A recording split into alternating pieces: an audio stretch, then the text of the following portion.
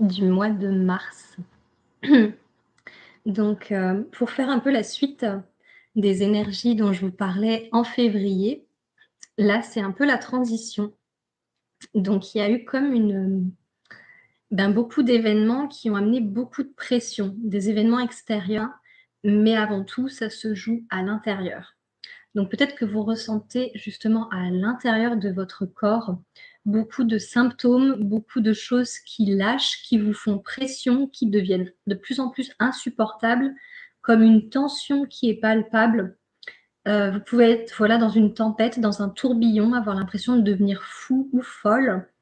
Il peut y avoir plein de symptômes en fait qui se jouent, en ce moment avec tout ce qu'on reçoit et avec tout ce qui se passe.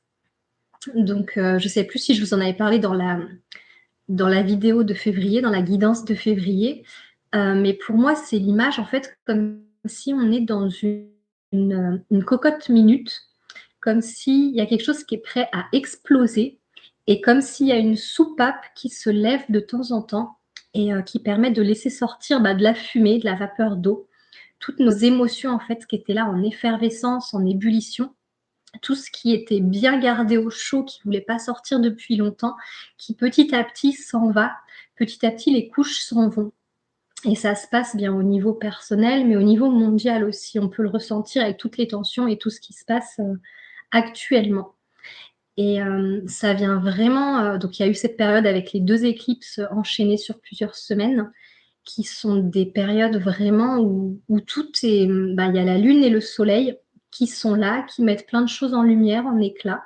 Et ça permet vraiment de nous révéler, de nous éclairer encore plus tels que nous sommes, pour qu'on fasse ce chemin en fait, d'épuration à l'intérieur de soi, de plus en plus profondément. Donc pour certains, ça peut être très, très inconfortable parce qu'il y a vraiment des couches profondes qui sont remontées, des couches même obscures, très sombres. Vous pouvez peut-être même avoir eu l'impression, d'être, vraiment dans les marécages, dans les eaux nauséabondes vraiment, pour pas parler d'enfer, mais pour certains, ouais, c'est un enfermement. Même peut-être vous retrouver chez vous cloîtré. Moi, ça a été le cas avec, une otite où j'ai eu une deuxième otite, une récidive, et presque dans les mêmes périodes des éclipses, une le 17 février et une le 3 mars là. Et donc c'est comme si ça m'a clouée, pendant cette période, à rester enfermée pour vraiment voir ce qui était là, voir ce qui se jouait en moi en fait, et comment le libérer, comment le transcender. Parce que c'est toujours cette question de comment on transcende, comment on transforme ce qui est inconfortable pour pouvoir, révéler, éclairer avec encore plus de clarté. Et c'est là où le thème de mars, c'est vraiment, du mois de mars, c'est cette lumière qui est si forte, qui est si puissante, qui ramène cette clarté, en fait, cette vision qu'on n'avait peut-être pas avant. Donc c'est pour ça qu'il y a eu ce grand brouillard, en fait, purificateur, ce grand feu même purificateur juste avant, pour permettre d'éclaircir le chemin pour tout ce qui va naître là bientôt au printemps. Et en ce sens, peut-être que certains le perçoivent ou pas, c'est comme si nos racines. Alors oui, il y en a qui parlent de racines, les pieds qui vont dans la terre, dans le centre de la terre et ainsi de suite.